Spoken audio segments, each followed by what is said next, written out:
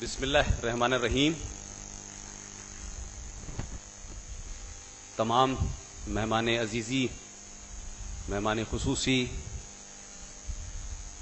ख़वातीन व हज़रात, मेरे बुज़ुर्ग, मेरे हम उम्र और मेरे साथियों, अब ये मत समझिएगा कि जो पवन जी ने कहा है कि मैं पाकिस्तान से आया हूं, पाकिस्तान से कतई नहीं आया। मैं हिंदुस्तान का रहने वाला हूं और 24 कैरेट का हिंदुस्तानी हूं।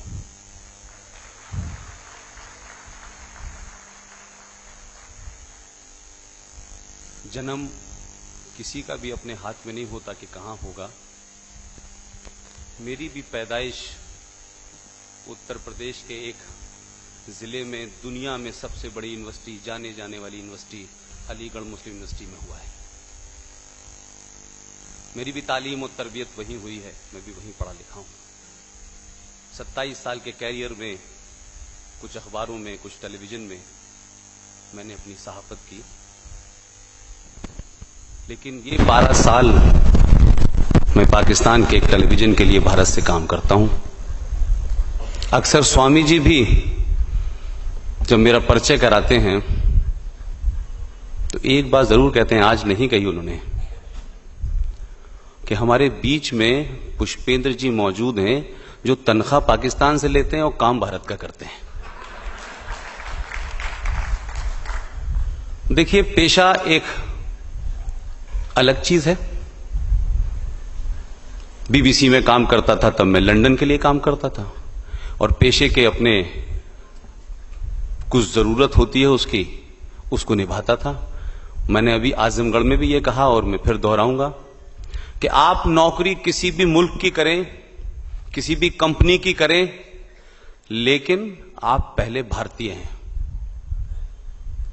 और मैं इस मंच पर आपके बीच में अपने राष्ट्रीय कर्तव्य और दायित्व के कारण खड़ा हूं।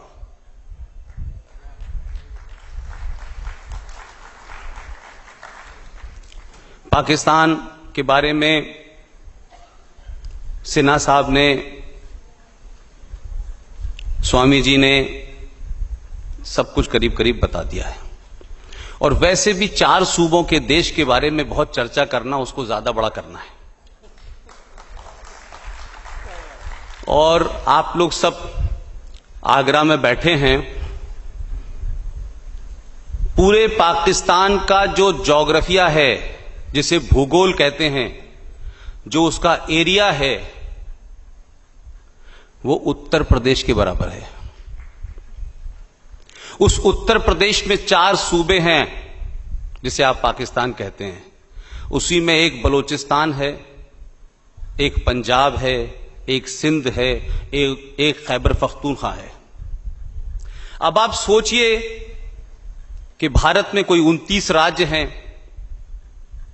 और एक राज्य पूरे पाकिस्तान के बराबर है, और वो राज्य पाकिस्तान जो है, भारत को खत्म करने के लिए उनके एक मरहूम वजीर आजम भुट्टो साहब ने कहा कि चाहे कुछ भी हो जाए, हमें 1000 साल तक घास खानी पड़े, लेकिन हम हिंदुस्तान को मिटा के रहेंगे। वो मिट गए बेचारे, हिंदुस्तान मौजूद है। उनकी बेटी भी मिट गई बेचारी, वो भी चले गए, और कई चले गए, काफी चले गए, और आएंगे और जाएंगे। लेकिन मैं अपनी बातचीत को 2 छोटी छोटी चीजों पर केंद्रित करना चाहता हूं। अभी इस फंक्शन में शॉल उड़ा करके मुझे रामचरितमानस, मुझे लगता है कि मैं जब अलीगढ़ से छोड़ के आया था, तब हमारी मां कुछ रामायण वगैरह पढ़ा करती थी। उसके बाद पहली बार मुझे किसी सार्वजनिक फंक्शन में रामायण दी गई है, और आप यकीन मानिए मैंने अपने जीवन में कभी रामायण पढ़ी नहीं, सिर्फ सुनी है। लेकिन मैं दिल्ली से यहां तक मेरी मेज पे कुरान मजीद रखा हुआ है, वो मेरे पास रहता है। क्योंकि आज की डेट में रामायण पे बात करने, बताने वाले बहुत लोग मिल जाएंगे आपको, लेकिन कुरान मजीद, इस्लाम, जिहाद, शरिया, इनके बारे में आपको नहीं पता है कुछ भी। इसके बारे में लोग बताने से कतराते हैं, लोग दाएं बाएं करने लगते हैं, लोग अपोलोजिस्टिक हो जाते हैं, और हम सीधे सीधी बात करने से दाएं बाएं करते हैं। और मेरी फितरत में नहीं है कि मैं किसी से खुश करने के लिए कोई बात ऐसी कहूं जो गलत हो, और किसी को खुश करने के लिए कोई बात गलत की जाए, कोई वादा गलत किया जाए, उसका नाम मेरी नजर में है सेकुलरिज्म। आप झूठ बोलिए, जो सच है उसे न बताइए, और सच को छुपाइए, इसी का नाम हिंदुस्तान में सेकुलरिज्म है, जिसके बीच में बड़ा हूं। और मैं कतई सेकुलर नहीं हूं, एकदम नहीं हूं। हमारे आप ताज नगरी में बैठे हैं, आजकल बड़ी चर्चा है ताजमहल को लेकर के। ताजमहल का रेफरेंस बहुत बार आता है, बड़े सारे हिस्टोरियन ने बहुत सारी बातें लिखी हैं, लेकिन यह महज दुर्भाग्य इस देश का कि एक तरफा एक सोच के लोगों ने इस देश के इतिहास को लिखा है, और उस इतिहास को इस देश के बच्चे बच्चे के दिमाग में डाल दिया गया है। इसीलिए दिल्ली के अंदर हमको 27 साल में 56 ऐसी सड़कें मिलती हैं जो औरंगजेब से शुरू होती हैं, शाहजहां से निकलती है, सफदरजंग से होती हुई तमाम बाबर रोड मिल जाती हैं, लेकिन हमें दारा शिको रोड नहीं मिलती। अब आप कहेंगे कि मैं दारा शिको के बारे में क्यों बात कर रहा हूं।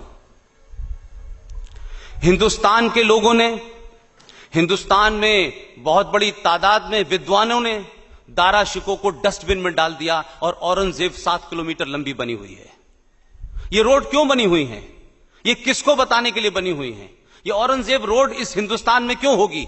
ये बाबर रोड क्यों होगी? ये अकबर रोड क्यों होगी इस हिंदुस्तान के अंदर? अगर हम इतिहास में जब ये पढ़ते हैं, बचपन से पढ़ते पढ़ते बड़े हो गए, ये आक्रांता थे, इन्होंने देश को लूटा, इन्होंने कन्वर्जन किया, इन्होंने भारत की संस्कृति के साथ खिलवाड़ किया, तो आज आजाद भारत में इनके नाम से सड़कें क्यों हैं? इस पे क्यों खामोशी है आपकी? क्यों दारा शिको का नाम नहीं लिया जाएगा, जिसने भारत के तमाम पुराने पुराणों को, आपके ग्रंथों को ऐसी ऐसी लैंग्वेज में, ऐसी ऐसी भाषा में, जबान में उसका ट्रांसलेशन कराया, पूरी दुनिया में प्रचार किया? क्योंकि वो मुसलमान होते हुए उसने काफिर का काम कर दिया था, इसलिए उसका नाम नहीं लिया जाएगा। इसलिए जिन्होंने गर्दनें काटी हैं, जिन्होंने कर्मकांड किया है, जिन्होंने बलात्कार किए हैं, जिन्होंने लूट की है, जिन्होंने इस देश के बहुसंख्यक लोगों को बेइज्जत करने के लिए हर शहर के अंदर, हर गली के अंदर मंदिर को तोड़ के मस्जिद बना दिया गया, इसलिए उनका नाम लिया जाएगा।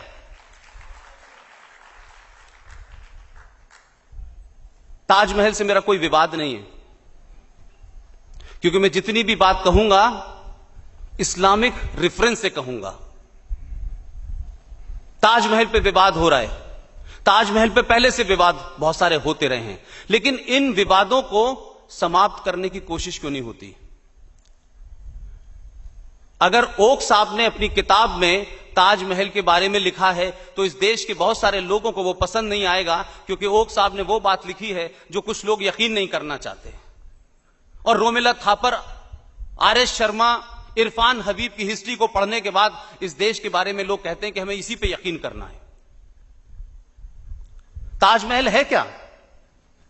सुंदरता का प्रतीक है, समझ में आता है, लेकिन ताजमहल तो किसी की कब्र के लिए जाना जाता है। कब्र है ना, वो मकबरा है ना किसी का। बताएं है कि नहीं मकबरा? मकबरा ही है ना। ये बात अलग है कि वो सुंदर है, खूबसूरत है, आपके अजूबों में आता है, ये एक अलग विषय है।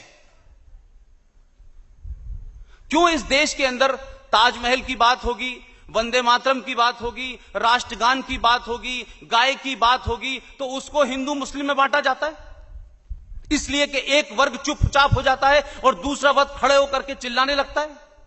क्या वजह है इस देश के अंदर कि हम फलस्तीन के अंदर मुसलमानों के ऊपर अगर गोली चल रही हो इजराइल की, तो हम जाग जाते हैं? क्या वजह है कि वही तमाम सारे लोग जो फलस्तीन में होने वाली मौतों पे चिल्लाते हैं, वो कश्मीर के अंदर पंडितों को निकाल दिया जाता है तो खामोश क्यों होते हैं? ये जो सेलेक्टिव मेमोरी है, कराची के अंदर, अभी अफजल भाई से लेकर तमाम लोगों ने रेफरेंस दिया, कराची में जब ये भारत पाकिस्तान बटा तो ईस्टर्न यूपी से खासतौर से बहुत सारे लोग वहां जाके बसे। और वो सब उर्दू स्पीकिंग लोग हैं, उन्हें मुहाजिर कहा जाता है, जैसे हिंदी में शरणार्थी कहते हैं। अभी हाल में आप तमाम, मैं इसी सारी बातें आज के रेफरेंस में इसलिए कह रहा हूं कि आप उसको ज्यादा बेहतर समझ पाएं। रोहिंग्या मुसलमानों के मामले को आप सबने इस देश में देखा, टेलीविजन पे देखा, बहस में देखा, बड़े प्रदर्शन देखे, कोई देश को हिलाने वाला है, कोई संविधान को तोड़ने वाला है, कोई भारत की चूल्हे हिला रहा है, ऐसे ऐसे नारे लग रहे हैं। लेकिन मैंने इस देश के अंदर अलीगढ़ मुस्लिम यूनिवर्सिटी से लेकर दिल्ली के 30 साल के सफर में मैंने यह कभी नहीं देखा कि कराची में 27,000 मुसलमानों का कत्ल वहां की फौज ने किया, लेकिन एक प्रदर्शन नहीं हुआ, यहां के मुसलमानों ने भी नहीं किया। क्या कराची में मरने वाले मुसलमान का धर्म कुछ अलग था जो फलस्तीन में मरने वाले का अलग है? और वो जो लोग कराची के ऊपर नहीं बोलते, वो रोहिंग्या मुसलमानों के लिए परेशान होते हैं, नारे लगाते हैं, धरना करते हैं, प्रदर्शन करते हैं, देश के साथ खिलवाड़ करने की बात करते हैं, संविधान को उड़ा देते हैं, फौज को गाली देते हैं। ये मुखौटा और मक्कारी कैसी है भाई? और क्यों है?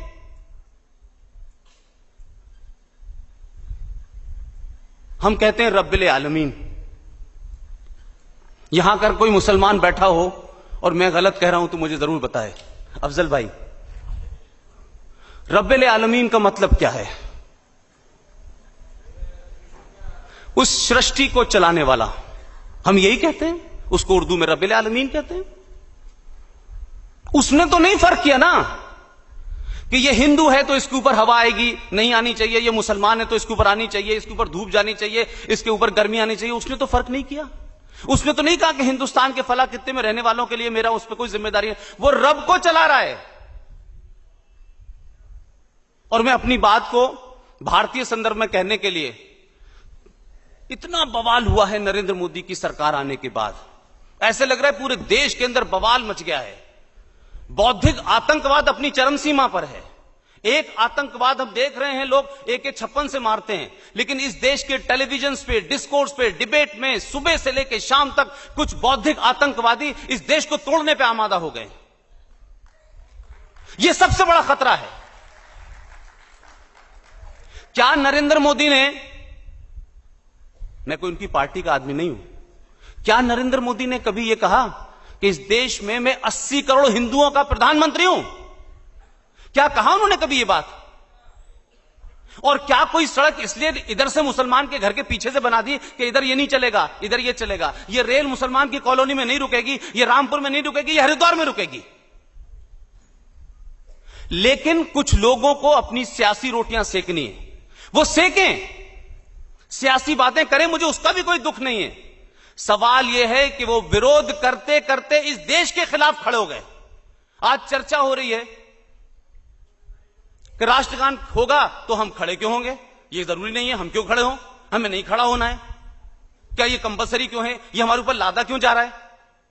अगर टेलीविजन पे बैठ करके कुछ लोग कहेंगे कि राष्ट्रगान जो 52 सेकंड का होता है हम क्यों खड़े हों, ये जबरदस्ती थोपा नहीं जाना चाहिए, राष्ट्रवाद जबरदस्ती नहीं होता है, अपने मन से होता है, तो हमने तो नहीं थोपा। लेकिन ये मुझे बताइए, किस मुंह से तमाम वो सारे लोग जो राष्ट्रगान पे सवाल खड़ा कर रहे हैं, जो 52 सेकंड के लिए नहीं खड़े हो सकते हैं, वो अपने बच्चे से कहेंगे कि स्कूल में जाके राष्ट्रगान हो रहा हो तो तुम खड़े हो? वो बच्चा भी सवाल पूछ सकता है कि मैं पढ़ने जाता हूं, मैं क्यों खड़ा हूं राष्ट्रगान के लिए? ये किधर जा रहा है मुल्क? ये डिबेट किधर जा रही है इस देश में? किसी को वंदे मातरम पे एतराज है कि ये हमारे मजहब के खिलाफ है, किसी को राष्ट्रगान पे एतराज है। एक नेता ने इसी उत्तर प्रदेश के ने कहा कि कारगिल का युद्ध मुसलमानों की वजह से जीता। हमने तो नहीं कहा उसमें हिंदू और मुसलमान थे। आपने अपनी जलील और कमीन सियासत के चलते आपने फौज के अंदर भी फर्क करना शुरू कर दिया। अब हमको नाम गिनाने पड़ते हैं कि देखिए उस फौजी का नाम ये था, फलाने फौजी का नाम ये था, फलाने फौजी का नाम ये था। अभी अफजल भाई ने भारतीय संस्कृति और भारतीय परंपरा की बात कही है।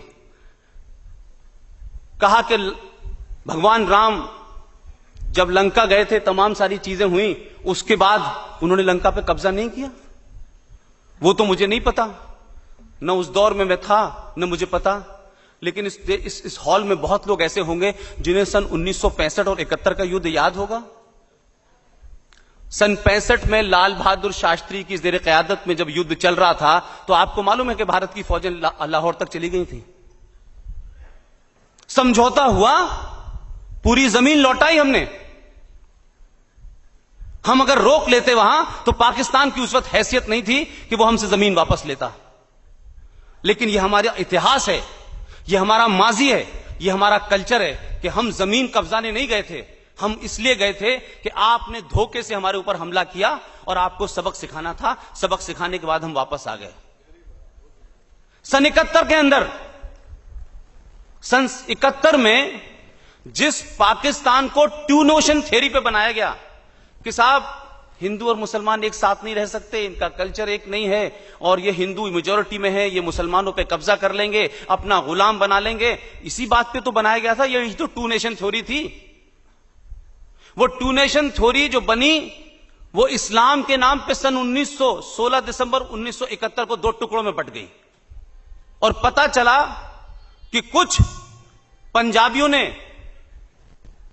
और जो हिंदुस्तान से नफरत करते थे उन लोगों ने बंगाल के एक आदमी को जो चुनाव जीत गया था उसको पाकिस्तान की कमान देने से इसलिए मना कर दिया कि ये वो नहीं है, ये तो कुछ बंगाली टाइप का मुसलमान है, इसकी तो भाषा में कुछ संस्कृति आती है, लिहाजा हम इसे बनने नहीं देंगे। और एक मूवमेंट खड़ा हुआ और सन 1971 को पाकिस्तान से ईस्ट पाकिस्तान टूट करके बांग्लादेश बन गया। ये मजहब के नाम पे जो मुल्क बनाया था और ये कहा गया कि दो एक साथ नहीं रह सकते, वो 71 के अंदर चित हो गया।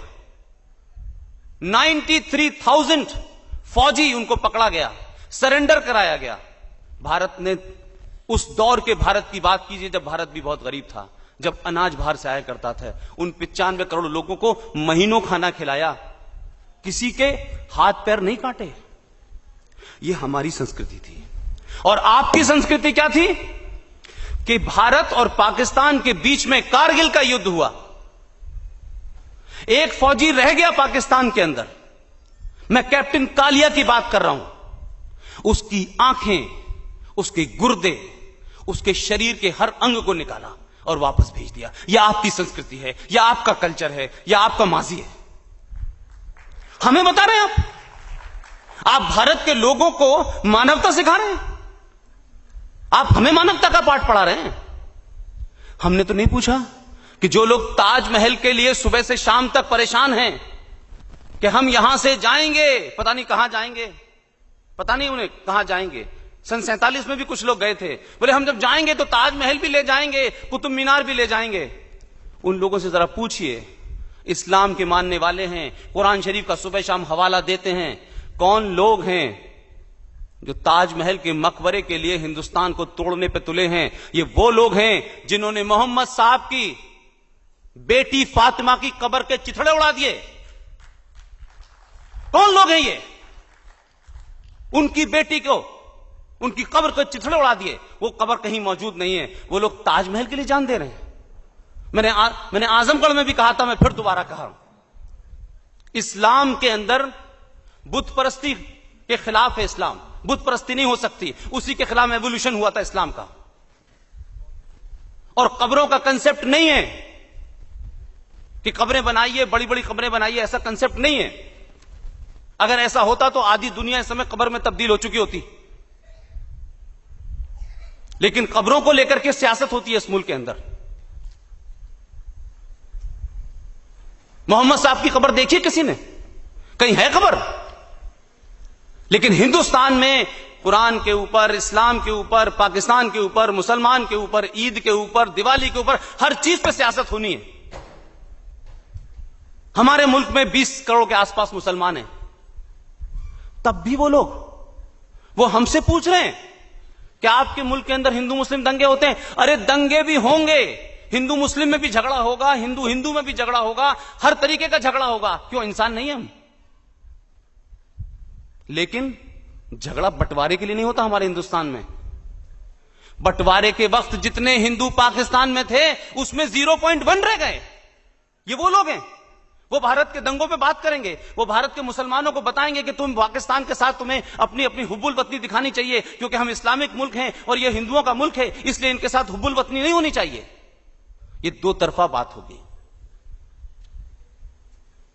इसलिए भारत के मुसलमानों से मेरी गुजारिश है, बार बार मैं कहता हूं, जिस दिन भी भारत के 25 करोड़ मुसलमान 2 रकात एक्स्ट्रा पढ़ लेंगे, उस दिन पाकिस्तान समाप्त हो जाएगा। आप 2 रकात पढ़िए कि आज हमने लानत भेजी पाकिस्तान के ऊपर। पाकिस्तान जिंदा इसलिए है कि आप खामोश रहते हैं और आपकी खामोशी से उसको लगता है कि बड़ा जुल्म हो रहा है, हमारा मुसलमान भाई बोल नहीं पा रहा है, उसको मारा जा रहा है, उसको लूटा जा रहा है।